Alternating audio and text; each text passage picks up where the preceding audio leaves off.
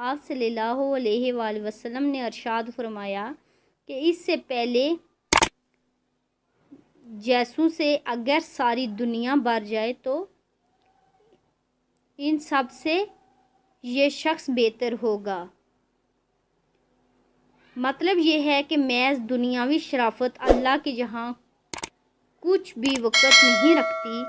ایک مسلمان فقیر جس کی دنیا میں کوئی بھی وقت نہ ہو، اس کی بات کہیں بھی نہ سنی جاتی ہو، اللہ کے نزدیک سینکڑوں ان شریفانہ سے بہتر ہے جس کی بات دنیا میں بڑی وقت سے دیکھی جاتی ہو اور ہر شخص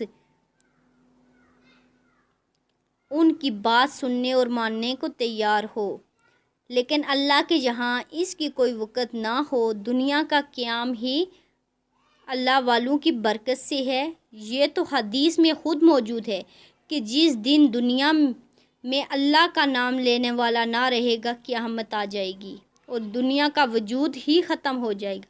اللہ کے پاک نام ہی کی یہ برکت ہے کہ دنیا کا سارا نظام قائم ہے۔